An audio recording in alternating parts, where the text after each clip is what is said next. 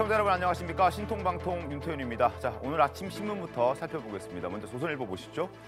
윤석열 대통령이 1기 내각 18개 부처 장관 가운데서 임명이 되지 않은 교육부와 복지부 장관 후보자에 박순애, 김승희 두 여성 후보자를 임명했습니다. 이들이 인사청문회를 거쳐서 장관이 된다면 현재 여성 장관의 비율이 17%인데 5명으로 28%로 껑충 뛰게 됩니다. 물론 이 같은 배경에는 여러 가지 이유가 있겠습니다만 외신들의 젠더 갈등 지적에 아마 기회를 여성들에게 더 많이 보장해 줘야겠다는 윤석열 대통령의 어떤 마음이 반영된 결과일 거라고 생각이 됩니다. 그래서 여성 장관의 비율이 28%로 뛰는, 그래서 여러 가지 의미가 있는 어제 인선도 소개를 좀 해드리겠습니다. 그리고 지방선거가 이제 5일 앞으로 다가왔습니다. 여론조사 결과가 나왔는데요. 여기 보시면요. 마지막 여론조사에서 경기와 인천, 대전, 세종 광역단체장에서는 경합을 보이고 있습니다. 박빙의 승부가 펼쳐지고 있다는 건데 국민의힘은 서울과 영남을 포함해서 9곳에서 우세하다라는 여론조사가 나왔고 민주당은 호남과 제주에서 우세하다라는 결과가 나왔습니다. 어떻게 여론조사 결과대로 결과가 나올지 한번 지켜보도록 하겠고, 그리고 경기지사, 인천시장, 그리고 인천의 지방선거와 함께 펼쳐지는 보궐선거, 계양을의 보궐선거에서도 두 후보는 박빙의 승부를 펼치고 있는데 이런 내용들을 전문가들과 잠시 후에 이야기를 좀 해보겠습니다. 자, 금요일 신통방통 광고 후에 시작하겠습니다. 잠시만 기다려 주십시오. 네, 신통방통 시작하겠습니다. 윤석열 대통령이 어제 세종청사에서 취임 후 첫 정식 국무회의를 주재했습니다. 윤 대통령은 이 자리에서 16개 부처 장관에게 임명장을 수여하고요. 또 국가 전체를 보고 일을 해달라 이렇게 당부를 했습니다. 첫 정식 국무회의 영상으로 만나보겠습니다.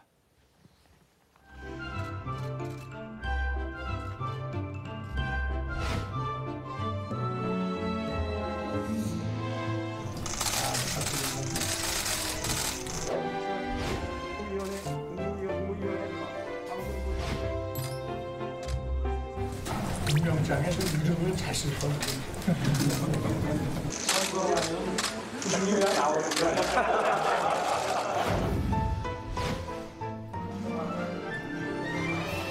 국민 통합에 최선을 다해 주시기를 부탁드립니다. 국무위원들께서도 부처를 뛰어넘어 한덕수 총리님을 중심으로 원팀이 돼서 국가 전체를 바라보고 일해 주시기를 거듭 당부드립니다.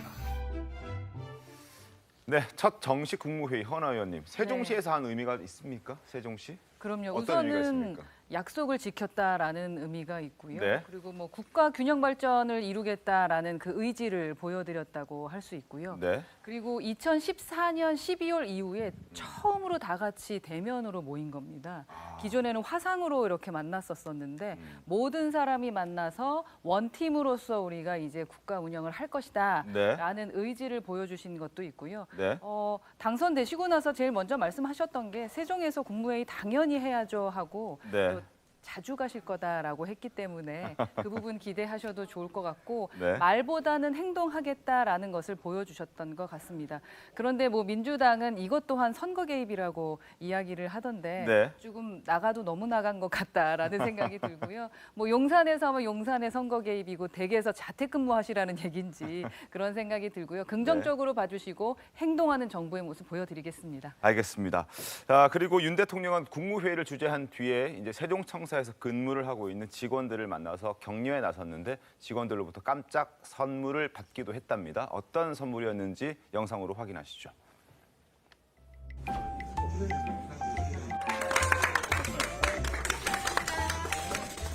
열심히 해주십시오.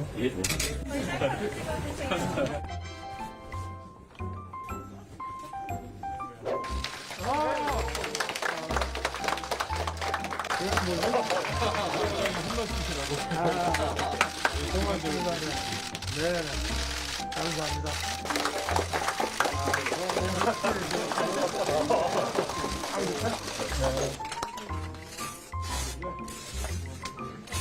이거 끼니까 선거운동하는 거. 야, 이거 뭐, 이거. 예, 우리 조약하는 거야, 이게. 이제.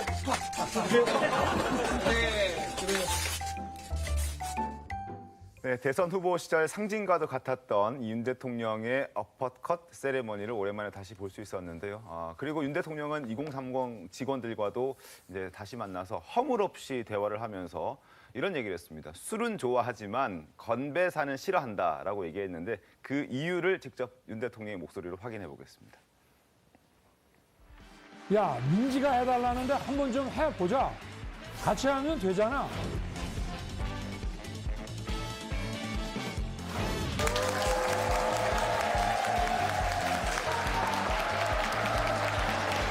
오늘 만나 뵙게 돼서 정말 반갑고 기쁩니다.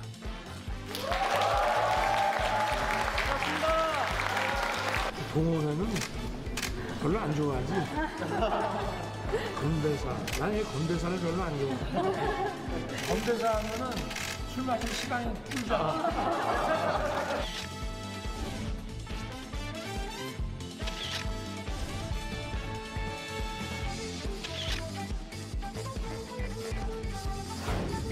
여러분 보니까 뭐 걱정 안 하고 발 쭉 뻗고 자도 될 것 같습니다.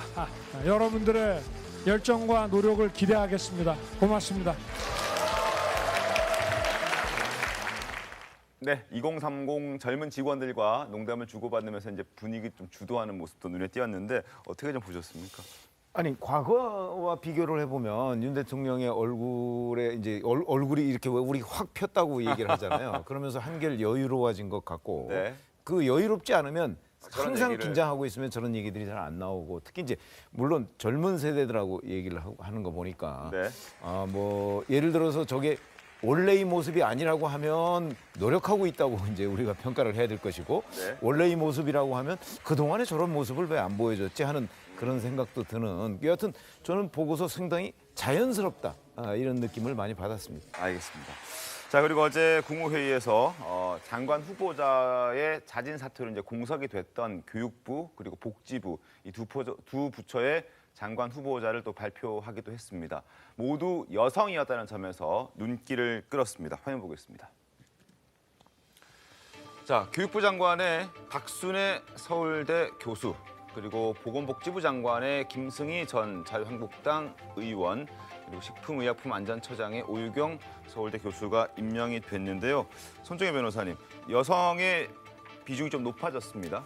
네, 내각 여성 비율이 27.8%까지 이제 이렇게 만약에 다 임명이 되신다고 한다면 이렇게 네. 올라간다라는 측면에서는 우리가 보통 여성 할당제, 남녀 고용 이제 평등이 양성 평등의 문제가 있는데 그 가치를 일부 형식적이나마 이제 수치상으로나마 이제 채울 수 있다라는 점에서는 긍정적인 효과라고 보이고요. 애초에 능력 위주로 선발할 뿐 그 성별에 대한 차이를 두지 않는다라고 이야기를 했었는데 이번에 인사들도 여성이었기 때문에 뽑은 게 아니라 능력 위주로 뽑았다라고 네. 설명은 하고 있지만 공교롭게도 외부에서 지속적으로 왜 여성 장관들, 내각 인사들이 너무 적은 거 아니냐. 심지어 외신에서 비판을 받고 나중에 이렇게 여성 인원들을 채우다 보니까 우리가 보통 진작에 좀 그렇게 하지 그런 말 많이 하잖아요. 좀 아쉬운 감은 있지만 긍정적인 신호로 받아들이고 내각뿐만 아니라 일선 공무원이나 주요 뭐 부처, 위원회, 산하, 기관 이런 데도 여성 파워들의 이제 어떤 바람을 좀 일으켰으면 좋겠다 이런 말씀 드리고 우리가 뭐 능력 위주가 더 공정한 거 아닌가 이렇게 생각들을 하시지만 네. 우리나라 각종의 제도나 그 법이나 여러 가지 규정들에 여성 할당제를 둔 입법의 취지가 있습니다. 네. 그 입법과 법과 규제나 여러 가지 제도가 들어왔을 때는 국회의원들이 합의한 거거든요. 즉 국민적인 합의가 있었기 때문에 적어도 몇 %는 여성들이 있어야 사회 정의가 실현된다라는 큰 목적이 있거든요. 이걸 부인해서는 안 된다고 생각합니다. 지금도 27.8%라고 한다면 좀 부족하다라고 보이고 더 앞으로 잘해주실 바라는 마음입니다. 알겠습니다. 자, 윤석열 대통령 당선 시절 능력 중심의 인사를 강조해왔었죠. 그 결과 이런 비판도 있었습니다. 서울대 출신 5, 60대 남성이 많아서 서오남이라는 그런 비판적인 목소리도 있었는데 어찌됐든 한미 정상회담 기자회견에서 외신 기자의 비판적 질문을 받는 모습도 저희 국민들에게 비춰지기도 했습니다. 관련 모습 영상으로 보겠습니다. 저는 선거운동 과정에서부터 할당이나 안배라는 것은 하지 않겠다고 말씀을 드렸습니다. Your cabinet nominees are overwhelmingly male. And what will you and your administration do to improve the state of gender equality in this country? 지금 예를 들면 내각의 장관 그러면은 그 직전 위치까지 여성이 많이 올라오지를 못했습니다. 이러한 기회를 더 적극적으로 보장할 생각입니다. 저런 질문을 받고 저렇게 대답을 하고 난 다음에 했던 첫 인사가 여성 장관 후보자 2명의 임명이었습니다. 자, 어쨌든 문제는 인사청문회를 통과해야 되는 거겠죠. 잘 넘어갈지 의문이긴 한데 야당이 벌써 지명 철회를 요구하고 나섰습니다. 특히 보건복지부 장관 후보자로 지명된 김승희 후보자의 과거 발언을 문제 삼고 있습니다. 어떤 내용인지 영상으로 확인해 보시죠. 또 건망증은 치매의 초기 증상으로 나타날 수도 있습니다. 그래서 지금 국민들은 가족의 치매를 걱정하고 있음과 동시에 요즘 대통령의 기억력 문제를 많이 걱정하고 있습니다. 오늘 지명된 후보자들의 인사 기준은 무엇입니까? 특히 김승희 후보자는 대통령의 치매 초기가 의심된다며 허위 날조성 막말로 국정감사를 파행으로 몰아갔던 사람입니다. 윤석열 대통령이 이런 후보자를 내세운 것은 민주당과 협치할 뜻이 없다는 것을 분명히 하는 거라 받아들일 수밖에 없습니다. 이현주 특보님, 뭐 여러 가지 낙마를 요구하는 목소리의 근거는 여러 가지 있겠지만 막말로 인해서 낙마를 하는 경우들도 과거 좀 있었습니까? 그런 주장을 하시는 건? 인사청문회 과정에서 네. 막말의 내용이 네. 일부 반영이 돼서 그게 시비거리가 된 적은 있었죠. 네. 하지만 지금 그 김승희 후보 같은 경우에는 네. 지금 대통령의 건강 문제를 말씀하셨습니다. 사실 대통령의 건강 문제는 개개인의 어떤 신상 정보가 아니고 그 나라의 안보라든지 그 중요한 우리 외교에 대한 부분들을 반영하고 있기 때문에 굉장히 심각하고 중요한 문제입니다. 그런 부분들을 여과 없이 발언했다는 부분도 분명히 인사청문회 과정에서 날카롭게 지적이 될 것 같습니다. 혹시 다른 쪽으로도 지적할 걸 준비하고 계십니까, 민주당에서는? 네, 그 선거 질문을 준비하고 있는 걸로 알고 있고요. 네. 사실 국회의원을 하시다가 네. 나중에 장관 후보자가 될 경우에 또 보이지 않는 여러 가지 문제점들이 드러나기도 합니다. 그 부분을 민주당에서는 충실히 준비해가지고 네. 인사청문회를 실시할 계획입니다. 알겠습니다. 인사청문회 때 어떤 얘기들이 또 오고 갈지 한번 지켜보도록 하겠고요. 자, 곧바로 이제 지방선거 얘기로 좀 저희가 넘어가도록 하겠습니다. 자, 6일 지방선거 이제 5일 남았습니다. 국민들은 과연 윤 대통령 취임 3주 만에 열리는 이번 지방선거의 성격을 어떻게 규정하고 있는지 그 생각부터 한번 살펴보겠습니다. 여론조사 결과 보시죠. 자, 47.8%가 새 정부에 힘을 실어주기 위해서 여권의 후보를 뽑아야 한다라고 생각하고 있습니다. 반면 41.2%는 아니다, 여권을 견제하기 위해서 민주당, 야권의 후보를 뽑아야 한다라고 생각하고 있는 것 같습니다. 적어도 경기도 내에서는 저런 분위기가 좀 큰 것 같은데 어찌됐든 확대 해석할 수 있을지는 좀 봐야겠지만 새 정부에 힘을 실어줘야 한다는 의견들이 많은 것도 사실인 것 같습니다. 그렇다면 최대 승부처로 꼽히는 지역의 민심도 저희가 지금부터 조목조목 살펴보겠습니다. 먼저 지방선거와 함께 치러지는 인천 계양을 국회의원 보궐선거 여론조사입니다. 45.5 대 44.3 오차 범위 내의 결과가 나왔고요. 중앙일보와 한국갤럽이 조사한 내용인데요. 23일과 24일 이틀 동안 진행된 내용입니다. 그리고 TV조선과 조선일보가 의뢰한 조사 결과도 살펴봐 드리겠습니다. 민주당의 이재명 후보가 48.1, 국민의힘의 윤영선 후보가 44.4, 3.7%포인트 오차 범위 내에서 박빙의 승부가 펼쳐지고 있습니다. 인천 계양을에 계시는 분들의 정당 지지도도 보여주시기 바랍니다. 자, 더불어민주당 37.4, 국민의힘 40.6입니다. 자, 그리고 이재명 후보와 윤영선 후보를 지지하는 연령대별 지지도도 살펴봅니다. 10대, 20대 이재명 후보, 30대 이재명 후보, 40대까지 이재명 후보가 높습니다. 40대에서는 압도적으로 높죠. 50대부터는 분위기가 바뀝니다. 50대에서는 윤영선 후보가 조금 더 많이 득표를 하고 있고 60대와 70대 이상에서는 윤영선 후보가 이재명 후보를 더블 스코어로 앞서고 있는 그런 상황입니다. 그리고 투표 참여율 기준으로 예상을 해봤을 때 사전투표에서는 이재명 후보가 앞설 것으로, 그리고 본투표에서는 윤영선 후보가 앞설 것으로 예상이 되고 있는데 어찌됐든 윤영선 후보와 이재명 후보가 붙는 인천 계양을이 이렇게 관심이 높아진 것은 윤영선 후보의 예상 외의 선전 때문입니다. 그래서 인천 계양을을 최대 격전지로 꼽기도 하고 그렇게 급부상이 돼 있는 상태고 때문에 국민의힘도 인천 계양을의 모든 화력을 집중하고 있습니다. 영상 보시죠. 요즘 계양이 호구냐라는 말이 유행하고 있습니다. 이재명 전 지사처럼 무용고로 아무런 인연도 없는 곳에 와서 오로지 당선만을 목적으로 그리고 당선돼서 자신에 대한 방탄국계를 열 심산으로 아무런 인연도 없는 계양구로 온다는 것이 과연 말이 되는 소리입니까? 이번 선거는요, 이 범죄 피해자에게 피난처를 제공하느냐 이 선거입니다.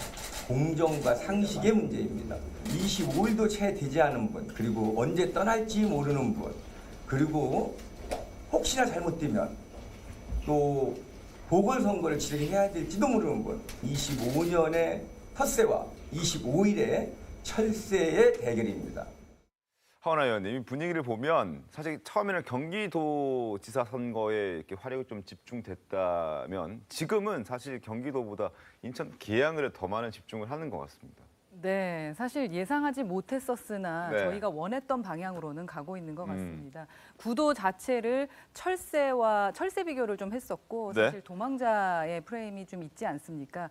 본인 스스로가 성공했다라고 하는 그리고 치적으로 자랑하고 계시는 그 대장동 네. 그 부분에 대한 자신이 있었으면 사실은 분당갑으로 나가셨어야 되는 분이 왜 갑자기 인천으로 오셨을까라는 그 의문부터 시작을 해서 인천으로 오고 나니 어쩌면 이건 방탄을 위한 것이 아니겠느냐라는 의심들을 하게 됐고요. 네. 그래서 계양에 계시는 주민들이 자존심이 상한 것 같습니다. 지금 보시면 그 지지율도 보면 50대부터 더 많은 지지율을 얻고 있는 것이 아마 계양에 오랫동안 계양을 지키고 계셨던 주민들께서 더 이상 보고 있을 수가 없다라는 마음을 갖고 계신 것 같거든요. 네. 아시겠지만 한번 거의 대부분 이기질 못했죠. 송영길 전 후보, 전 국회의원이죠. 네. 지금이군요. 지금이죠. 예, 예. 송영길 후보가 사실 거기서 계속적으로 승리를 해왔고 거기는 민주당 텃밭이고 네. 또 오신 이 후보 자체는 대선 후보였습니다. 네. 그렇기 때문에 저희가 20-30%의 그 지지율만 얻어도 성공이다라고 생각했는데 지금 막상막하인 것에 대해 네. 저희도 놀라고 기뻐하고 있지만 아마도 민주당도 놀라고 지금 어찌해야 될지 몰라 하는 상황이 아닌가 하는 생각도 듭니다. 그렇습니다. 국민의힘이 분위기가 좋아질수록 반대로 민주당의 이재명 후보의 상황은 더 안 좋아진다라고 생각하시면 될 것 같은데 관련해서 신문 보겠습니다. 자, 조선일보. 위기감이 커진 이재명. 사실 이재명 후보가 인천 계양을을 선택한 이유는 인천 계양을에서 승리를 사실상 보장을 받고 그리고 그 여유, 그 시간을 다른 후보들에게, 다른 타 지역에 있는 후보들을 돕기 위해서, 다른 지역에 도움을 드리기 위해서 다소 민주당세가 강한 인천 계양을에 출마를 한 게 이재명 후보의 명분이었습니다. 그러나 막상 윤영선 후보가 이렇게 바짝 추격을 해오자 이제는 타 지역 인사에 SOS를 쳐야 할 이런 위기에 봉착했다. 그래서 지지율 접전 속에 지원 요청도 검토하고 있다라는 조선일보의 보도가 나왔습니다. 어떻게 좀 보셨습니까? 네, 먼저 보면 그 철새 네. 그 이야기가 많이 나오는데요. 사실 그 지역에 어떤 급의 의원과 정치인이냐에 따라서 네. 지역 발전이 달라집니다. 그리고 그 전에도 여야 막론하고 네. 다 전략 공천이라든지 전략 네, 네. 인물들을 그 지역의 발전을 위해서 내려보낸 적도 많이 있었습니다. 네. 저는 그런 그 고려가 있었기 때문에 인천으로 지금 갔다고 좀 보고 있고요. 네. 지금 현재 상황의 여론조사나 이런 부분은 조금 어렵고 조금 힘든 부분이 있긴 하지만 지금 남은 시간들을 충분히 열심히 해서 힘을 모아 간다면 네. 어느 정도 수성할 수 있다고 저는 생각하고 있습니다. 손정혜 변호사님 어떻게 보십니까? 일단은 지금 민주당의 분위기는 약간 좌절감이 좀 있는 상황입니다. 근데 이 좌절감을 위기감으로 바꿔야 되고 그래서 표를 결집해야 되는 숙제가 이재명 후보에게 있는 것이거든요. 네. 근데 좀 전에 이재명 후보 보시면 지적이 여러 차례 있었던 것처럼 아직도 대선 패배에 대해서 좀 반성하는 모드보다는 다시 세력 내가 이런 사람이다라는 걸 좀 과시하듯이 유세하는 그런 전략들이 있었거든요. 지금은 이제 그 수정을 했죠. 네, 그래서 이제 수정해서 이제 혼자 유세를 한다거나 조금 더 이제 겸손한 모습으로 국민들에게 다가가고 있는 실정인데 이런 모습들이 이제 민주당을 지지했던 국민들의 마음에 와 닿아야 되는 상황이 아닐까 생각이 듭니다. 그렇지 않으면 윤석열 정부에 좀 안정감 그리고 지지를 해줘야 되는 국정의 어떤 동력을 우리가 그래도 조금 받쳐줘야 되지 않느냐 이런 어떤 민심이 더 강할 수 있거든요. 네. 그래도 민주당의 이재명 후보에게 다시 한번 기회를 줄 수 있는 그 동정심 그리고 과거의 향수 그리고 과거에 내가 믿었던 신뢰 이것을 회복하는 게 지금 굉장히 중요해 보이는데 바로 이제 뭐 오늘부터 선거가 시작되니까요. 민심이 어떻게 바뀌었는지는 좀 지켜봐야 될 것 같습니다. 오늘부터 이제 사전 투표가 시작되니까 사실 선거가 시작됐다 이렇게 보시면 되는데 이재명 후보 좀 답답한 그런 마음일 것 같고 예상치 못했던 이런 중간 결과에 좀 당혹스러울 것도 같은데 그래서 그런지 최근 민주당에서 벌어지고 있는 그 박지원 위원장의 소심 발언 때문에 불거진 내분에도 사실은 신경 쓸 여유가 없는 것 같습니다. 이재명 후보의 목소리 들어보시죠. 민주당 내부 문제가 그렇게 심각하게 영향을 미친다고 보지는 않습니다. 오히려 제일 큰 영향을 미치는 것은 구도 문제죠. 대통령 취임 후 20일 만에 치러지는 선거고 새 정부에 대한 기대감이 있을 수밖에 없고 만약에 선거가 쉬운 선거였으면 제가 굳이 뭐 나서서 이렇게 위험을 감수할 필요가 없죠. 자, 그리고 이재명 후보 또 다른 설화에도 지금 휩싸여 있는 상태입니다. 이재명 후보의 발언을 국민의힘에서 문제 삼고 있는데 어떤 발언인지 이어서 확인하겠습니다. 그래서 연고 가지고 자꾸 따지는 경향이 상대방한테 있고요. 내세울 게 이제 연고밖에 없으니까요. 그래서 우리는 인천이 원래 외지인들이 모여서 하는 곳이다. 뭐 원주민도 있겠지만 해불 양수 이게 인천에서 주로 쓰는 아주 유명한 말입니다. 바다는 강물을 가리지 않는다. 네. 유능한 그리고 영향력 큰 정치인이 지역 발전에도 도움이 된다. 이런.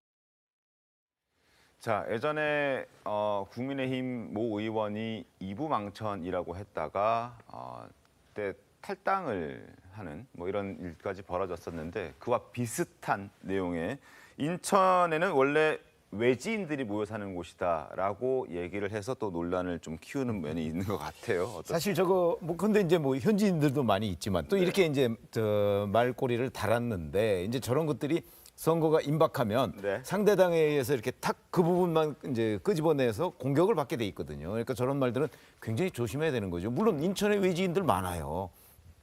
특히 저 이북 사람들 황해도에서 건너오신 분들이 있고 호남, 충청 이런 사람도 많고 그리고 토백이도 또 많아요. 그런 것들이 이제 대개 아마 제가 알고 있기로는 한 4분 이렇게 그렇게 한 4지역 정도가 이렇게 모여서 이제 사는데 근데 그런 것들이 굉장히 오래됐거든요. 그래서 거기에 그 인천으로 와서 사시는 분들이 굉장히 오래됐어요. 거기도 뭐 가보시면 아마 뭐 냉면 골목도 있고 뭐 여러 가지 있습니다. 그게 다 이제 그런 여파인데 몇십 년씩 됐거든요. 그러면 뭐 거의 토백이라고 지금 얘기할 수가 있죠. 본인들도 아마 그렇게 생각하고 있을 거예요. 그런데 이제 저런 발언을 하니까 국민의힘으로부터 공격을 받는 거죠. 더군다나 이제 이재명 지사는 인천 개항을 간 지 얼마 안 됐잖아요. 한 달도 안 됐잖아요. 이제 이런 점들이 공격을 받게 돼 있다. 그래서 저거는 실언으로 보인다. 그런데 그거에 대해서 개항을 유권자가 어떻게 판단할지는 저희가 뭐 함부로 예단할 수는 없는 거죠. 알겠습니다. 뭐 어떤 급의 정치인이 오느냐에 따라 인천이 달라진다라는 말을 하고 있지 않습니까? 네네. 그러면서 본인의 능력에 대한 자신감을 보이시는데 진짜 능력이 있는 건지에 대해서 제가 볼 땐 민주당 내에서도 고민들이 있는 것 같습니다. 우리 걱정하지 않고 우리 선거할 수 있도록 본인은 전국을 돌아주겠다고 했는데 지금 모든 인력을 인천에 집중해달라라고 하면서 동정심을 유발하고 있는 것 이 자체에 대해서 민주당 내에서는 어떤 생각을 할까 하는 생각이 들거든요. 그 자체가 잘못됐고 그러다 보니 많은 막말들을 하고 계신 것이 아닌가 하는 생각이 듭니다. 급한 거죠.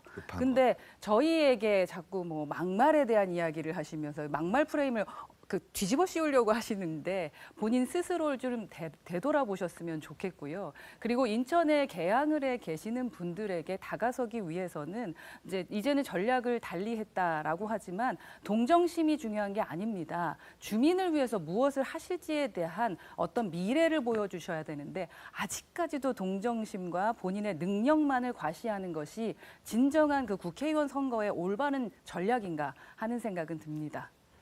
네, 그 과거에 있었던 이부 망천과는 좀 많이 결이 다릅니다. 저기 이혼하고 망하고 간다는 곳하고 지금 이건 외지인에 대한 부분인데요. 아까 말씀 주신 것처럼 호남 분들, 이북 분들, 충청도 분들 이런 분들이 오래 살고 계셨고 모여 살고 계신 곳입니다. 그렇기 때문에 그런 말씀을 하신 거고요. 우리 저기 이재명 지금 후보 같은 경우는 과거 얼마 전에 대통령 후보였습니다. 전국 어디에 어떤 지역에 가더라도 외지인 대우를 받지 않으시는 분입니다. 그 부분은 분명히 좀 짚고 넘어가야 될 것 같고요. 네. 알겠습니다.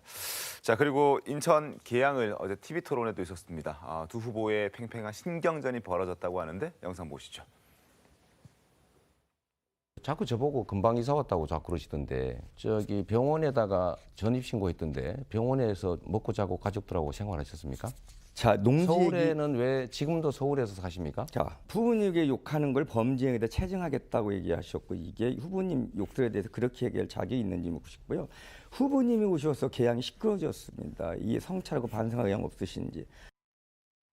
손재 변호사님, 두 사람의 신경전은 어떻게 보셨습니까? 뭐 치열하다 이렇게 보이는데 각자 이제 약점을 이제 공격을 부각하고 있는 하는 거. 네거티브 전이 이제 시작됐다 이렇게 보시면 될 것 같습니다. 사실 지적하는 양쪽의 이야기가 일리가 없는 것은 아닙니다. 병원에 그 전입 신고를 하는 것은 주민등록법상 허위 신고에 해당할 여지가 있죠. 왜냐하면 실제 거주지를 신고한 것이 아니기 때문에 충분히 지적할 만하지 않을까 생각이 들고 농지법 위반도 사실 여러 차례 이제 다른 선거에서도 이제 거론이 됐던 것이기 때문에 그것을 문제 삼는 게 아닐까 생각이 들고요. 특히 이제 상대방 측에서는 이재명 후보의 이제 과거의 대선 때도 이제 조금 뭐라고 해야 될까요? 좀 거친 언사 이런 것들을 이제 많이 이제 네거티브전에 활용을 했었는데 그 부분을 지적을 해서 다시금 이제 이재명 후보가 대선 때 지적을 받았던 좀 약간 배려가 좀 부족했던 여러 가지 행동이나 이런 것들을 여론전에 삼는 거 아닐까 생각이 드는데 근데 근본적으로는 사실 말씀하신 것처럼 이게 지방선거잖아요. 그리고 뭐 지역 국회의원이긴 하지만은 지역 현안에 대한 심도 있는 정책에 대한 어떤 토론, 지역에는 어떤 문제가 있고 내가 여기서 어떻게 선출이 되면 어떤 정책으로서 인천 계양 주민들을 위해서 어떻게 할 것인지 이런 것들이 좀 더 부각됐으면 하는 바람이 있습니다. 알겠습니다. 일단 TV 토론회에서 두 사람이 어떤 네거티브전을 하는 모습 참 짧게 편집을 해서 보여드렸고요. 그리고 이재명 후보의 설화에 더해서 지금 윤영선 후보의 인지도가 좀 급부상하다 보니까 2년 전에 지금 서울시장 후보인 송영길 당시 인천 계양을 국회의원 후보와 대결을 했던 그 모습도 다시금 새삼 관심을 또 끌고 있습니다. 과거 영상 속에 등장하는 송영길 후보의 모습에 민주당, 여당, 국민의힘에서는 비판 수위를 높이고 있는데 화면 보겠습니다. 아마 TV 토론회를 앞두고 있는 상황이었던 것 같은데 윤영선 후보가 일어나서 토론회를 마무리하고 이제 인사를 하기 위해서 악수를 청했는데 송영길 후보가 다가오는 윤영선 후보를 쳐다보지도 않고 그냥 이렇게 손만 내미는 그래서 노룩 악수라고 쳐다보지 않고 악수한다 해서 농구에서 로드 패스 얘기하듯이 노룩 악수라는 얘기가 지금 나오고 있는데 저 장면을 보면 송영길 후보가 윤영선 후보를 어떻게 생각했는지를 좀 알 수 있는 저 장면이 아닌가 싶어서 그러니까 국민의힘에서 저 화면을 가져오지 않았을까요? 그런 생각이 드는데 저건 이제 얘기가 아니죠. 서로 경쟁하는 입장에서 본다면 왜냐하면 윤영선 후보는 저 때가 사실 첫 출마가 아닙니다. 이번까지 합치면 세 번째 출마고요. 저 전에 이미 그 출마를 해서 했죠. 그렇죠. 그리고 저게 두 번째 대결인데 이제 서로를 잘 알고 상대 후보에 대해서 뭐 우리 흔히 선의의 경쟁 얘기를 하지 않습니까? 그런데 저렇게 쳐다보지도 않고 하는 악수는 사실 저건 뭐 아무리 정치권이라고 하지만 저건 굉장히 심하고 비판받아야 마땅하다 이렇게 생각을 합니다.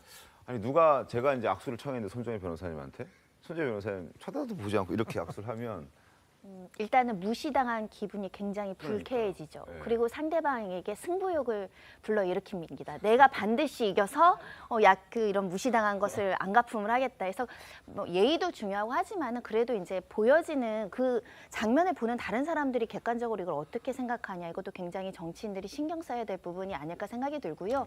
우리가 보통 이제 가장 낮은 사람, 나보다 훨씬 낮아 보이고 사회적 지위가 낮은 사람한테 대하는 태도를 굉장히 중요하게 인격 평가할 때 하는데 아무리 경쟁자고 뭐 개인적으로 감정이 상했을 일이 있을 수도 있다. 저희가 모르는 그렇지만은 저런 공적인 자리에서는 노룩 인사는 좀 안 보고 싶습니다. 근데 여기서도 하나 좀 말씀을 꼭 드리고 가야 되는 것이 저 영상을 저희 국민의힘에서 찾은 것이 아닙니다. 예, 청년들이 찾으신 거고요. 그러니까 정치에 관심 있는 그만큼 지금 개항을이 뜨고 있다라는 얘기거든요. 그러면서 이 윤 후보의 영상을 쭉 보다가 이 부분을 찾아서 그걸 저희에게 제보를 해주신 겁니다. 그러니까 그만큼 관심이 많고 또 말씀하셨던 것처럼 요즘 청년들은 그 태도에 대한 부분에 대해서 상당히 중요시 여기는 것 같다. 그래서 지금까지 지켜보셨던 그 윤 후보의 모습을 보면서 팬들이 좀 많이 생기고 있다고 합니다. 그 부분도 꼭 말씀드리고 싶었어요. 알겠습니다. 네, 저 장면을 이렇게 유심히 보면 지금 이 끝나고 마이크를 정리하고 그리고 지금 이 책상을 정리하고 있는 상황입니다. 그런데 이제 이게 지나쳐 가면서 손을 내밀었는데 직접 이걸 피하거나 그랬다고 하면은 이야기가 좀 되겠지만 저 장면은 지금 정리를 하고 있는 상황에서 우리 윤 후보께서 그냥 일방적으로 다가오셔서 손을 먼저 내밀고 오신 상황이거든요. 정리를 하다가도 누군가가 악수를 청하거나 인사를 하면은 잠깐 정리를 멈추고 이렇게 시선을 바라보고 악수를 해야 되는 건 맞습니다. 아닌가. 근데 지금 저 보시면 시선이 지금 마이크 빼시고 지금 이렇게 자꾸 올리시는 부분 이게 눈이 마주치지 않고 있는 상황이에요. 저 상황이. 그렇죠? 저 보시면 지금 마이크 올리시면서 빼는 상황인데 저거 너무 의도적으로 이렇게 보면 안 되지 않을까 하는 생각이 드는데요. 저 장면을 해석할 수 있는 유일한 방법은 평소에 이제 경쟁자라서 양쪽에서 서로를 공격하는데 감정까지 좋지 않은 상황. 그리고 상대방 굉장히 공격하고 상처를 줘놓고 웃으면서 인사하자 그러면 안 하게 되잖아요. 그 경우 아니면 해석이 안 될 것 같습니다. 근데 보통 차라리 손을 안 내밀면 뭐. 허나님도 토론 같은 거 많이 하시잖아요. 토론하면 여야가 치열하게 싸우고 난 다음에 오늘도 뭐 마찬가지겠지만 싸우고 난 다음에 딱 토론 끝나고 나면은 서로 웃으면서 인사하고 인사부터 하죠. 잘 마무리하는 거 아니에요? 네, 그게 상식적이죠. 사실은 서로 보면서 인사하고 마무리를 지어야 되는데 여기서 두 분 뭐 의견 다툼 있다고 나가서까지 의견 다툼 그렇지는 않죠. 아니잖아요. 네, 그렇죠. 맞습니다. 아무리 이 정리 다 끝난 특히 다 끝난 서류에 대해서 정리를 하느라 같이 경쟁했던 후보가 악수를 청하는데 눈을 바라보지 않는다. 그 부분은 사실은 조금 이해하기는 좀 어렵지 않을까. 그래서 청년들이 이 부분을 찾아낸 것이 아닌가 하는 생각이 듭니다. 그러니까 이게 인천 계양을 선거와 관련해서 영상이 구해졌는데 저걸 보고 있으면 이번 서울시장 선거도 영향을 좀 줄 것 같다는 생각이 들어서 어찌됐든 송영길 후보의 그리고 과거 모습, 윤영선 후보의 이제 그만큼 이제 인지도가 높아지면서 저런 영상을 다시금 저희가 또 확인할 수 있는 그런 상황이 됐네요. 아마 당시에도 저게 화제가 됐는지는 모르겠습니다만 저는 2년 전 기억이 잘 나지 않고 2년이 지난 지금 이제 다시 화제가 되면서 저희가 영상을 또 볼 수 있게 됐는데 어찌됐든 저런 모습은 또 송영길 후보뿐만 아니라 다른 국회의원들 뭐 다른 사람들도 저런 모습은 좀 지양해야 하지 않을까 그런 생각을 해봅니다. 인천 계양을 좀 살펴봤습니다. 지금부터는 또 경기도 쪽으로 넘어가서 지지율 조사 결과를 소개해드리겠습니다. 경기도지사 결과 보시죠. 후보 지지도 추이를 먼저 보여드리겠습니다. 1차에서 지난 5월 11일과 14일 조사를 했을 때는 박빙의 승부였습니다. 37.2 대 34.7, 오차범위 내 접전. 그러나 2주 정도가 열흘 정도 지나고 난 다음에 이제 24일과 25일에 조사했을 때는 국민의힘 김은혜 후보가 민주당 김동연 후보를 오차범위 밖에서 앞서고 있는 그런 상황을 만들어지고 있는 것 같습니다. 43.8 대 36.4, 오차범위 밖에서 이기고 있다라는 결과를 말씀드릴 수 있고 물론 접점인 여론조사 결과도 있습니다. TV조선과 조선일보가 함께 의뢰한 조사 결과에서는 김동연 후보가 45.2, 김은혜 후보가 44.3, 0.9%포인트 내 오차범위 내에서 또 박빙의 승부가 펼쳐지고 있는 그런 상황입니다. 허원아님, 경기도도 참 잘 모르겠어요. 어떻게 될지. 또 강용석 후보 네. 변수도 있고. 그렇죠. 김은혜 후보가 고민이 정말 많을 것 같다라는 생각이 들고 그 고민이 많음에도 불구하고 승리의 그 기준점을 명확히 하고 있는 부분에 대해서 네. 긍정적인 평가를 좀 받고 있는 것 같습니다. 그러니까 경기도민의 마음에서 시작되겠다. 경기도민의 눈높이에 맞춰서 네. 선거를 치르겠다라는 것 때문에 그 단일화에 대해서도 확실한 이제 발언을 해주셨던 부분들. 그리고 지금 처음에는 참 우려를 많이 했죠. 네네네. 김은혜 후보 자체는 당연히 필패하지 않을까라는 생각을 했는데 이렇게 접점이 되고 있는 부분에 대해서도 상당히 도민들에게 감사한 마음이고 대부분은 그 선거가 끝나고 바로 치러지는 선거에 대해서는 밀월 선거라고 해서 정부에게 힘을 실어주게 되어 있지 않겠습니까? 그럼에도 불구하고 경기도민의 40%가 40% 이상인 경우도 많죠. 아직도 그 견제론에 맞습니다. 손을 들어주시는 부분에 대해서 저희도 많은 생각을 해야 될 것 같고 더 겸손하게 지금처럼 보여주셨던 그 열정들 그리고 변하지 않는 그 다가서려는 마음 이 부분을 열심히 하다 보면 네. 좋은 평가와 결과가 나오지 않을까 하는 믿음을 가져봅니다. 알겠습니다. 자, 경기도가 이제 경합 지역으로 분류가 되고 있습니다. 그만큼 승부가 뜨겁게 펼쳐지고 있는데 강용석 후보 변수는 어떻게 정리가 될 것 같습니까? 글쎄 원래는 사실은 어떤 식으로든 강용석 무소속 후보가 이제 결정을 내리지 않을까 뭐 이런 예상들이 많았고 저도 거기에 동의를 했었는데 5일밖에 안 남았거든요. 아니 근데 이제 오늘부터 시작했고, 사전 투표 예. 시작했으니까요. 그렇게 보면 강용석 후보가 완주를 하려고 지금 생각하고 있는 것 아닌가 뭐 이렇게 짐작이 됩니다. 그런데 이제 처음에 여론조사상 나왔던 강용석 후보의 그 지지율이라고 하는 거 그거는 아마 투표율이 다가오면 다가올수록 약간은 좀 왜냐하면 나중에는 이제 사표 방지 심리라는 게 있거든요. 네. 그런 것들 때문에 조금 빠지지 않을까 이렇게 예상은 됩니다. 알겠습니다. 자, 결과는 6월 1일 저희 TV조선과 함께 지켜보시면 좋을 것 같습니다.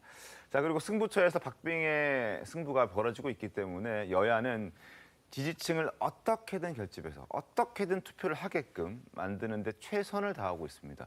국민의힘 권성동 원내대표, 민주당의 윤호중 위원장 목소리 들어보겠습니다. 정권 박힌 16일 동안 아직도 정신 못 차리고 있기 때문에 이 정신 차리라는 그야말로 정신 회초리를 손에 쥐셔야 됩니다. 안보는 망각, 외교는 망신, 인사는 망사, 그리고 민생은 망생이 돼서 윤석열 대통령 정신 차리라고 이번 지방선거에서 꼭 찍어주십시오. 당부드립니다. 민주당은 계양 구민들을 이중으로 우롱하고 있습니다. 이번 계양을 국회의원 선거고 또 구청장 선거를 두고 다윗과 골리앗의 싸움이다. 이렇게 언론에서 보고 있습니다. 결론은 누가 승리했습니까? 다윗이 골리앗을 누르고 꺾고 승리했습니다. 손정혜 변호사님, 보통 이제 지방선거는 대선이나 총선보다 확실히 이제 투표율이 좀 떨어집니다. 지난 지방선거 때도 겨우 간신히 60%를 넘어섰는데 이번에 저런 분위기라면은 그보다 더 잘 나올 수도 있을 것 같다고 전망하십니까? 일단 팽팽한 지역들이 좀 있는 데다가 이번 네. 지방선거의 특징은 대선이 끝나고 나서 최단기의 지방선거이기 때문에 그렇죠. 대선 연장선이 있습니다. 사실 인물들도 중요하고 각 지역에 어떤 인물들이 나왔는지도 중요한데 이게 민주당에 힘을 실어줄까 이제 국민의 힘을 실어줄까 대선에 연장되어 있기 때문에 국민들이 아직 대선 때 관심의 줄이 끊어지지 않고 있다. 그래서 다시 한번 투표할 가능성이 좀 있지 않을까라는 생각을 해서요. 일단 투표율이 종전보다는 좀 올라가지 않을까라는 기대도 한번 해보는데 네. 중요한 건 이제 대선 때 젊은 사람들의 목소리가 컸잖아요. 네네. 2030들의 폭발적인 관심이 있었습니다. 그게 이번에도 실현될지 여부에 따라서 이제 각 당의 이해관계가 좀 달라질 수도 있어 보이는데 뭐 뚜껑을 열어봐야 되지 않을까 생각을 합니다. 어떻게 보십니까? 네. 저번 지방선거 때가 60.2% 정도밖에 맞습니다. 안 나왔었죠. 근데 이번에도 대선 못지않게 국민들의 관심사가 굉장히 많고 하다 보니까 저도 저번보다는 조금 더 관심이 더 있어서 그 표심으로 작용하지 않을까 그 생각을 하고 있습니다. 알겠습니다. 표심이 투표율이 높아지면 이게 누구에게 유리하게 될지도 한번 여러분 관심 있게 선거 때 지켜보시면 재미가 있지 않을까 하는 생각 해봅니다. 그리고 민주당의 지금 박지원 위원장의 소신 발언으로 불거진 그 네 분 때문에 민주당이 선거를 코앞에 두고 있지만 좀 시끌시끌했습니다. 지금도 아마 시끌시끌한 것 같은데 관련해서 제가 만평을 준비했습니다. 만평부터 보고 이야기를 이어가겠습니다. 586 선배님들, 이젠 좀 물러나실 때도 되지 않았나요? 아니, 그런 민감한 얘기를 상의도 없이 막 내뱉어도 되는 거야? 말하는 때와 장소가 좀 아쉬운 건 있지만 오죽 답답했으면 그랬겠습니까? 뭐? 지금 선거가 코앞인데 왜 내부에 총질을 하는 거야? 아니 이렇게 정권 넘겨주고 100번 사과하는 게 당연하지. 안 그래요? 저도 586 선배님들이 이루신 민주화 업적 존경하고요. 다만 시대에 좀 안 맞는 분들이 있다. 이런 말씀이었어요. 지금 내 코가 석잔데 지금은 선거에 집중하고 저 문제는 나중에 얘기합시다. 자, 이재명 후보의 목소리처럼 일단 선거가 중요하기 때문에 선거가 5일 앞으로 다가오고 오늘부터 투표가 또 시작되니까 선거에 일단은 집중하자라는 분위기가 민주당 내부에 조금씩 퍼지고 있는 것 같습니다. 관련해서 신문 보시죠. 자, 중앙일보입니다. 친 이재명계 의원들이 목소리를 내고 있습니다. 선거가 우선이다. 지금 우리가 싸울 때가 아니다. 선거 안 할 거냐?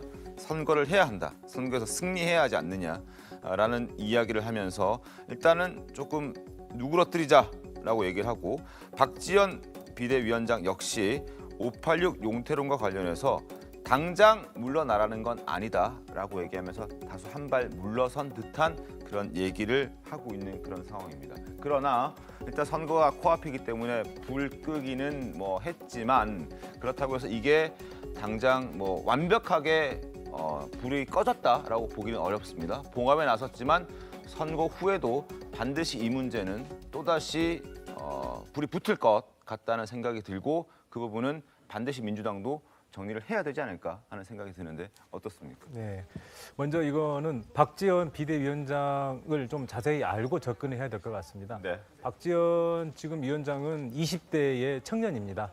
그 청년의 소신과 참신성 이런 부분을 접근을 해야 하고요.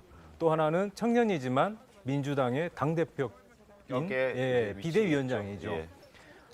박지원 위원장이 가지고 있는 소신 그리고 원칙에 대한 부분들은 지금 현재 민주당에서 당연히 받아들여야 할 부분이 많이 있습니다. 하지만 박지원 위원장이 지금 풀어내야 할 과정들은 의원들과 우리 민주당의 당원들의 동의 내지 합의가 지나쳐 같이 함께 가는 그런 과정들이 더 필요하지 않나 하는 상황이 들고요. 또한 지금 뭐 윤호중 우리 비대위원장이나 우리 지도부들도 이 부분들을 너무 민감하게 반응할 것이 아니고 일정 정도의 쓴소리를 좀 귀담아 듣고 앞으로 좀 이렇게 장기적인 전략을 가지고 나가야 지금 선거에서도 유리할 뿐만 아니라 나중에서도 이 부분이 어느 정도 자연스럽게 봉합이 되지 않을까 이런 생각을 가지고 있습니다. 근데 당초에 박지원 공동비대위원장이 저 문제를 제기한 거는 선거가 어렵기 때문이었잖아요. 그렇죠. 근데 지금 이제 선거가 우선이니까 접었다 이렇게 얘기를 할 수가 있는 상황이에요. 자, 6월 1일 지방선거가 끝나고 나면 박지원 공동비대위원장이 공동비대위원장으로 계속 있을 것인가? 그 부분도 캐시 불투명하죠, 예, 사실은. 예. 그렇죠? 불투명합니다. 또 다른 비대위가 나올 가능성도 전혀 없지는 않아요. 지금 선거 결과에 볼 때. 따라서는. 네. 그렇기 때문에 일단 박지원 비대위원장이 원래는 이번 주 내로 586 용태에 대한 구체적인 쇄신안을 낸다고 했어요. 근데 지금 저렇게 딱 들어가면 결국 586 용태론으로 비롯된 박지원 공동비대위원장의 어떤 개혁론 이거는 그냥 해프닝으로 끝나게 될 가능성이 훨씬 높아졌다 이렇게 보고요. 6월 1일 지방선거 이후에는 또 뭐 86 용태론 얘기가 나올긴 나올 거예요. 근데 그때는 아마 박지원 위원장이 아닌 다른 사람에 의해서 나올 가능성이 있다. 저는 이렇게 보는 게 오히려 가능성이 높은 진단이 아닌가 이렇게 봅니다. 알겠습니다. 자, 박지원 위원장이 했던 얘기, 당장 은퇴하라는 건 아니다. 86 용퇴론에 대해서 한 발 물러선 그 목소리 제가 직접 들어보고 이야기를 좀 더 이어가도록 하겠습니다. 국민의 신뢰를 회복하기 위해서라도 586 정치인의 용퇴를 논의해야 합니다. 아름다운 퇴장을 준비해야 합니다. 당장 다 은퇴라 이런 그림을 생각한 것은 전혀 아니고요. 민주주의 성과를 이룬 것에 대해서는 너무나 존경하지만 모두가 다 그렇지는 않다라고 생각을 해요. 시대와 발맞춰 나가는 데 어려운 분들도 있지 않은가. 자, 이렇게 박지원 위원장이 이렇게 한 발 물러선 듯한 메시지를 낸 건 뭐 선거를 의식한 것도 있겠지만 박 위원장을 못마땅해하는 이 민주당의 강성 지지층들과 또 강성 지지층을 의식할 수밖에 없는 어떤 민주당의 의원들의 어떤 분위기들도 한 몫을 했을 것 같습니다. 자, 민주당 의원들의 목소리 들어보시죠. 함께 토론하면서 그것을 고민해야 되는 것인데 그런 고민 없이 갑작스럽게 이렇게 이야기하는 것이 전 적절하지 않았다. 갑자기 불쑥이 너희 나가라 막 이런 식으로 하면 얼마나 폭력적이고 위압적이에요. 내용에 대해서는 대부분 공감하죠. 근데 TPO가 좀 맞았나, 아무리 좋은 내용이라도 대화 장소, 형식, 절차 이런 것이 맞았나 싶은 생각이 좀 들어요.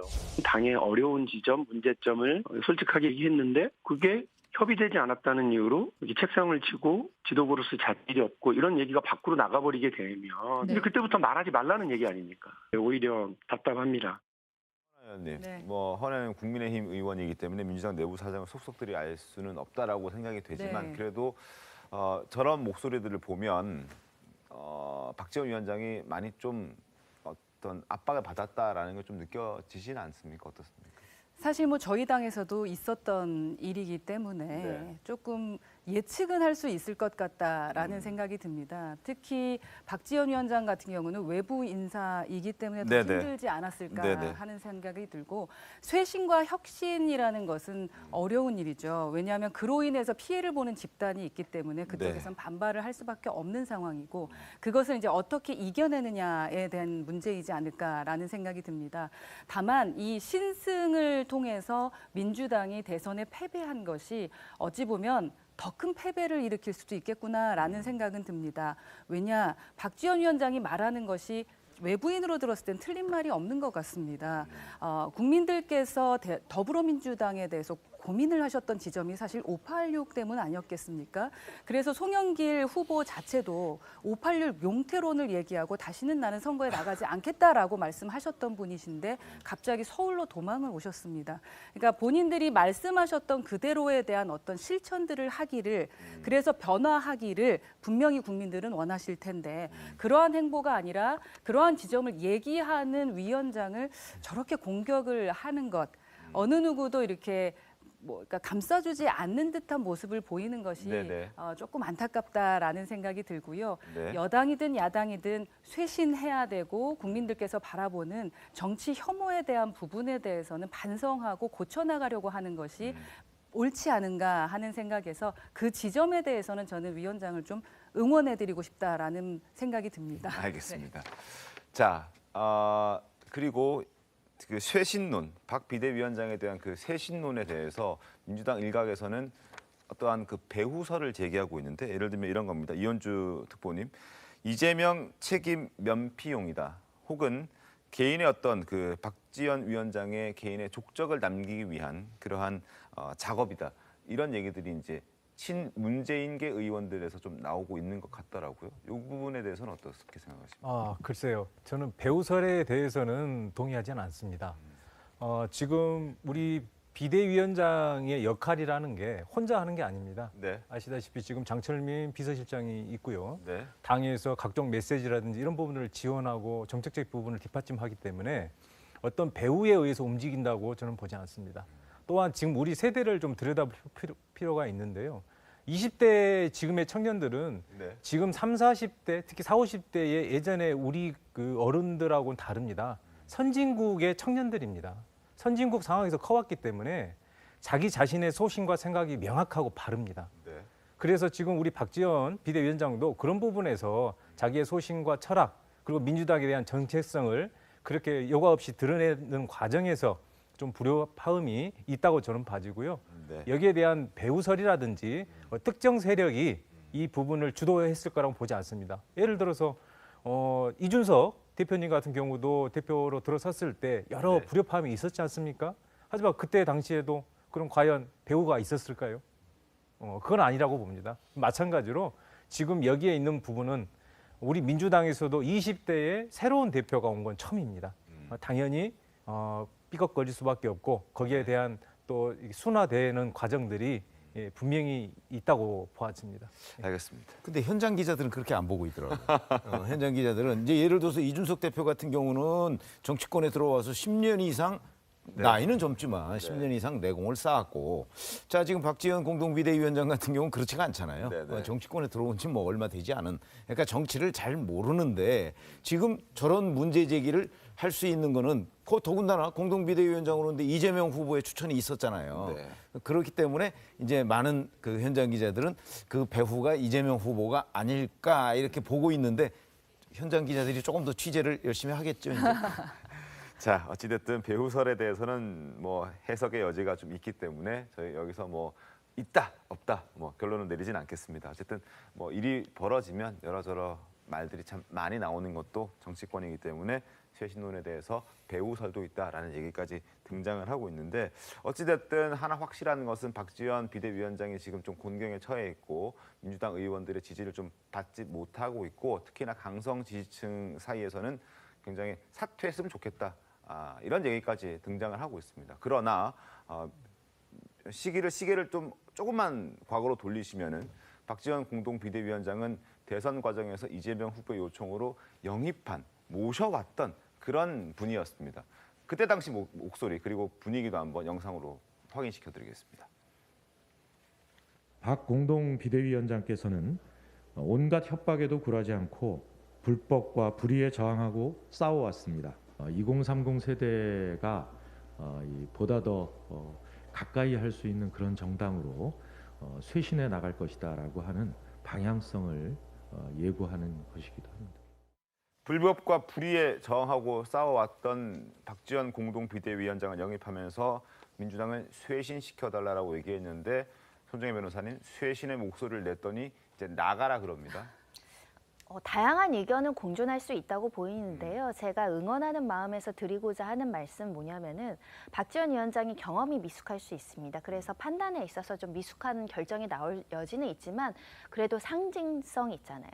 경험이 없어서 순수해 보이고요. 이해관계 없이 정파색이 옅어서 그야말로 정파 떠나서 이제 개혁의 목소리나 이런 것들을 좀 잘 전달할 수 있는 장점이 있는 인물이라고 생각이 됩니다. 왜냐면 이준석 당대표가 나왔을 때도 저희가 굉장히 어떻게 저렇게 젊은 당대표가 나올 수 있어 깜짝 놀랐고, 더 어린 90년대생인 박지원 위원장이 나오니까 약간 어색한 면은 사실 없지 않아 있거든요. 근데 그런 젊은 층을 우리가 흡수해서 그 사람들의 순수한 마음을 한번 들여다보고 이 어떤 정치 전략적인 어떤 정치적인 효과나 이런 것들을 잘 계산하지 못하는 젊은 사람이 와서 정말 국민을 위해서 정파색 없이 목소리를 낸다고 했을 때 그게 잘 흡수되는 정당이라면 조금 수용성이 있고 다양성과 통합성이 있다라고 보이지 않겠습니까?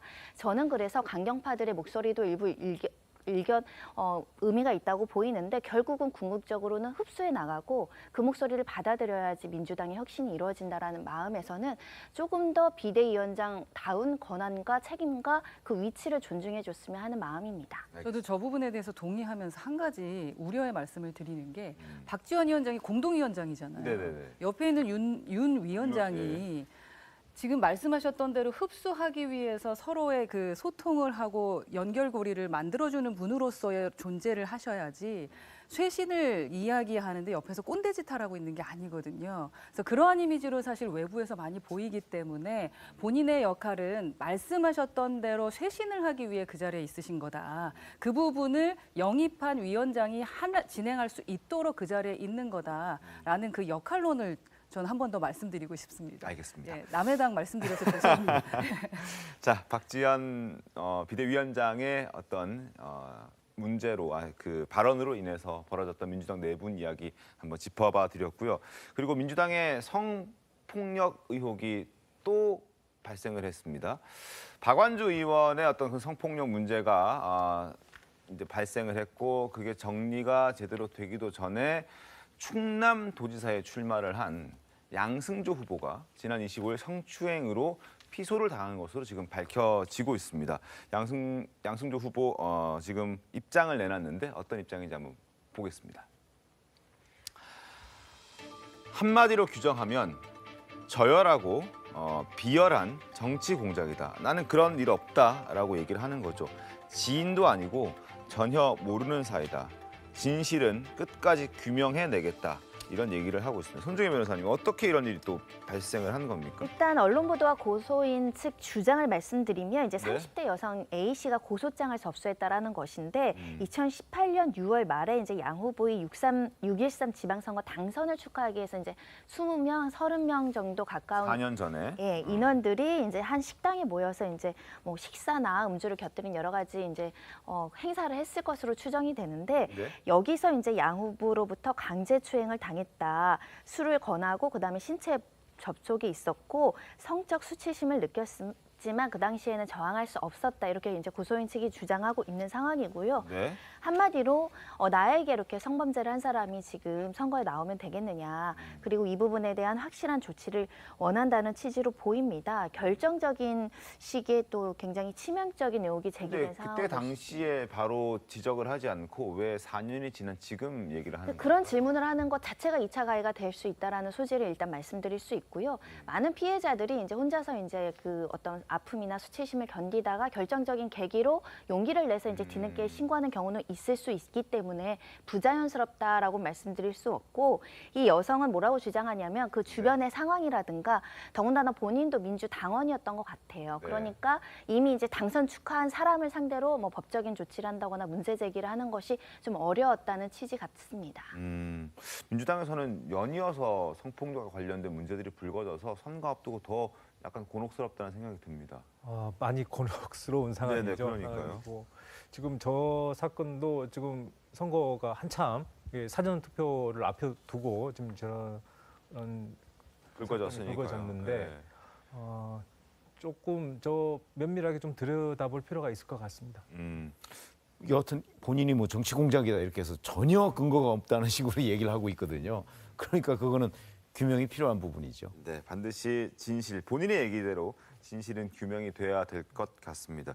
그러나 일단 진실이 규명하기 전에도 벌써 큰 충격을 받고 있는 것은 앞서도 말씀드렸지만 박완주 의원의 성비위 사건 때 양승조 후보가 이런 얘기를 했습니다. 사과를 하고 다시는 이런 일이 없도록 하겠다라는 입장을 밝혔는데 그것 때문에 더 충격적인 겁니다. 본인은 사과, 물론 대리 사과이긴 합니다만 박원순 의원에 대해서 사과를 했음에도 본인이 또 이런 연관된 일이 벌어졌기 때문에 충격이 배가 되는 것 같습니다. 당시 목소리 들어보시죠. 입이 100개라도 할 말이 없고 엎드려 절하는 심정으로 사죄하는 심정으로 여러분께 사죄드립니다. 우리 동료였던 박완주 의원께서 제명이라는 당의 징계를 받고 지금 제명된 상태입니다. 여러 가지 그런 불민선하고 이런 사태를 맞이한 것에 대해서 같은 당 동료로서 여러분께 깊이 100번 사죄드립니다. 우리가 정말 잘못했습니다. 회초를 주십시오. 정말 잘못했습니다. 사과드립니다. 사죄드립니다. 자, 저렇게 했던 후보였기 때문에 물론 그게 뭐가 사실인지 아직 규명되지는 않았습니다만 논란이 벌어졌다는 것 자체만으로도 좀 큰 충격이 아닐 수 없다는 생각이 들고 그리고 지지율도 사실 그렇게 지금 여유 있게 국민의힘 김태흠 후보를 앞지르고 있는 상황은 또 아니었기 때문에 이번 그 성추행 의혹이 사실이든 아니든 간에 지금 선거 투표, 본투표 때까지는 어쨌든 이게 진실 규명이 좀 어려운 상황이어서 양승조 후보 입장에서는 찬물이고 국민의힘에서는 약간 호재다 이렇게 볼 수 있을까요? 저 개인적으로는 이게 사실이 아니었으면 좋겠습니다. 왜냐하면 민주당이 지금 반성을 해야 될 지점들이 재보궐선거 서울하고 부산 왜 일어났습니까? 네. 그 부분이 있지 않습니까? 그리고 또한 대선 때도 마찬가지였죠. 여러 가지 문제들에 대해서 반성하지 않는 모습이고 늘 똑같은 부분에 대해서 그냥 덮어주기만 한다. 그리고 덮어줬던 그 민주당이 그냥 여당의 발목 잡기만 하고 있다라는 프레임이 지금 연연한 모든 국민들이 이렇게 생각하고 계신 것 같아요. 왜냐, 저희 당이 지금 그 여당이 된 지 한 달도 채 안 됐음에도 불구하고 여당의 문제점들을 지적하면서 사실은 뭐 성비위 관련된 부분도 저희에게도 같이 프레임을 씌우려고 하고 있거든요. 사실이 아닌 부분에 대해서 막말이라던가 프레임을 뒤집어 씌우면서 발목 잡기 하는 그 습관이 어쩌면 지금의 이런 말도 안 되는 그분께서 네. 말씀하시는 말도 안 되는 또 다른 일이 벌어질 수도 있는 부분이다. 그래서 모든 것은 사실 확인을 하고 나서 상대에 대한 공격이 좀 있었으면 좋겠다라는 말씀드리고요. 네. 이 부분이 민주당의 사실이 아니기를 국민의힘 입장에서도 바라는 마음입니다. 알겠습니다. 자, 국민의힘 진실 규명을 촉구하고 있습니다. 화면 보시죠. 자, 국민의힘 허은하 의원 말씀해 주신 대로 진실이 규명되어야 한다라고 입장을 내놓고 있는데 양금희 중앙선대위 대변인은 이렇게 얘기합니다. 민주당의 끊임없는 성범죄 사건의 피해자는 물론 분노하는 지역민들과 국민께 즉각 사과하고 수사를 통해 진실을 밝혀야 한다. 그리고 김태흠 충남도지사 후보는 피소됐다면 피소 여부만 도민들에게 솔직히 밝혀야 된다. 이런 얘기를 하고 있습니다. 어찌됐든 진실 규명이 좀 필요해 보이고 선거 앞두고 악재가 되고 있다라는 생각이 듭니다. 그리고 분당갑 국회의원 재보궐선거에 출마를 해서 지금 현재 아주 여유 있게 60% 이상의 지지율을 보이고 있는 안철수 전 인수위원장, 이제 후보가 어제 라디오에 출연해서 당권 도전설에 대한 입장을 밝혔습니다. 어떤 얘기인지 들어보시죠. 저는 지금 당선되는 게 급해서 당권 생각하고 있지 않습니다. 선거는 조금만 방심하면 지거든요. 아하. 그러니까 정말 100%, 120% 모든 것을 선거에 집중해야 됩니다. 아니 그 이준석 당대표가 당권에 재도전할 수도 있다 이런 의사를 피력했습니다. 본인의 판단이고 본인의 그 자유죠. 본인이 나가겠다고 하는데 또 누가 막는 사람이 있겠습니까? 자, 당대표 출마, 허은하 의원님. 네. 가능할까요? 어떻게 보십니까? 출마는 뭐 할 수 있지만 네, 뭐 안철수 당선의 여부에 후보께서 대해서. 말씀하셨던 것처럼 당대표 출마는 자유이니까요. 네. 뭐 언제든지 누구든 다 할 수 있는 것이 당대표 출마인 것 같다라는 생각이 듭니다. 하지만 저희 입장에선 지금은 정말 선거에만 집중해야 되는 상황이다. 그래서 당권에 대한 이야기를 지금 이렇게 꺼내들여서 이야기를 할 이유가 있었을까 하는 생각은 들고요. 국민의 마음을 얻기 위해 견제론이 지금 40% 이상입니다. 어떻게 하면 저희를 더 많은 국민들이 지지할 수 있을지 거기에만 집중하고자 합니다. 알겠습니다. 자, 뭐 당대표 뭐 이거는 나중 문제니까 일단 선거부터 승리하는 게 안철수 후보에게는 더 중요하겠죠. 물론 지금 여론조사는 굉장히 유리하게 나오고 있습니다만 뚜껑은 또 열어봐야 아는 거니까 결과를 지켜보도록 하겠습니다. 그리고 윤미향 의원이 지금 좀 논란이 되고 있습니다. 2015년 한일 위안부 합의 과정에서 당시 정의기억연대의 상임대표였던 윤미향 의원의 어떤 그 면담 기록이 일부 공개가 됐는데 이게 좀 논란이 되겠는 것 같아요. 아니 그 변호사 단체죠 한변에서 공개를 했는데 이게 이제 외교부에다가 정보공개 청구를 해서 그 자료를 받아서 공개했다는 건데 외교부의 국장이 윤미향 그 당시 정의기억연대 대표한테 이 한일 위안부 협상과 관련해서 네 차례 설명을 해줬다. 설명을 해줬고 이제 그 마지막 차례는 결국 합의된 것을 설명을 해줬다는 얘기 아닙니까? 네. 그런데 이거를 그동안에 윤미향 의원은 잘 못 들었다는 식으로 얘기를 했고 이제 그 위안부 할머니들한테 제대로 설명을 안 해줬다. 이제 이거는 또 이용수 할머니가 공개를 한 적이 있거든요. 근데 이거는 적어도 기록입니다. 네. 근데 윤미향 의원은 부인하고 있지만 저는 이 기록은 정부의 공식 문서이기 때문에 상당히 신뢰가 간다. 그러면은 윤미향 의원이 그동안에 이와 관련해서 거짓말을 했다. 뭐 하여튼 제대로 된 발언을 설명을 안 했던 것 아닌가 이런 의심이 강력하게 듭니다. 알겠습니다. 이용수 할머니 기자회견에서 나왔던 얘기도 한번 들어보고 이야기를 좀 이어가도록 하겠습니다. 자, 이용수 할머니의 목소리를 확인해 보겠습니다. 10억엔이 일본서 들어오는데 그 대표만 알고 외교통상부도 제가 있습니다. 제가 알았으면 그거 돌려보냈지요. 그런데 다 이제 그 대표들한테만 얘기를 하고 몰랐습니다. 자, 허 의원님. 외교 문건을 다 보고 내용도 설명을 다 받았고 4차례나 그걸 했고 10억엔이 온다는 것도 이제 얘기를 들었는데 할머니들한테 왜 얘기를 안 해줬을까요? 상당히 윤미향스럽다라는 생각이 듭니다. 본인 위주로 모든 것을 생각하는 것이 아니었나. 만약 저것이 사실이라면 위안부 할머니들의 그 마음의 상처는 또 어떻게 이걸 책임지려고 하는 건지 타인을 위해서 일하는 분이라고 생각했고 위안부 할머니들을 위해서 일하시는 분이라고 생각했었는데 전혀 사실과 달랐구나라는 부분에 충격을 받고요. 그럼에도 불구하고 본인만 살겠다고 지금 아직까지도 무소속 의원으로서 활동하고 계시고 네. 또 상당히 본인 스스로가 공정하게 무언가의 일을 한다라고 하면서 발언하는 것을 보면서 네. 할머니들 생각은 전혀 안 하시는구나라는 생각이 들고 또 한 가지 그 외교부에도 말씀을 드리고 싶습니다. 네. 왜 문 정권에서는 말씀하지 못하시던 것을 이제 정부가 바뀌고 나서 이러한 부분들을 이야기하시는 건지 그 외교부 같은 경우 또 정부는요 윤미향스러우면 안 됩니다. 국민을 위해서만 일해 주셨으면 좋겠다라는 말씀을 드리겠습니다. 알겠습니다. 윤미향 의원이 지난 2022년에 이와 관련해서 이용수 할머니가 방금 들려드렸던 그런 목소리에 대해서 이용수 할머니가 거짓 주장을 하고 있다라는 얘기를 했었습니다. 그 목소리도 이어서 확인시켜드리겠습니다. 2015 한일합의 내용을 제가 사전에 알고 있었음에도 이를 이용수 할머니를 포함한 할머니들에게 알리지 않았다는 주장이 있었습니다. 그러나 누차 밝힌 바처럼 이는 명백히 사실이 아닙니다. 한일합의를 무효화하고 정의로운 해결을 위해 국민모금을 진행했고 10억 엔을 거부한 할머니들에게 같은 금액 1억 원씩을 전달하였습니다. 자, 이제 외교 문서를 통해서 이제 윤미향 의원이 주장이 이용수 할머니의 그 거짓이라고 얘기했던 것이 아닌 어쨌든 윤미향 의원의 주장이 좀 거짓에 가깝다라는 게 드러난 상황인데요. 물론 지금은 무소속이긴 합니다만 과거 민주당의 소속 의원이었고 그런 차원에서 윤미향 의원에 대해서 뭐 제명이라든지 여러 가지 얘기들이 참 많았었는데 일단은 어떤 입장을 좀 갖고 계신지 좀 여쭙고 싶습니다. 지금 그 윤미향 의원이 네. 당시에 외교부와 같이 협의를 했다는 부분인데요. 지금 본인 입장은 굴욕적인 부분에 대한 사항이 네. 빠져 있었기 때문에 거기에 대해서는 동의하지 않았다라는 부분이거든요.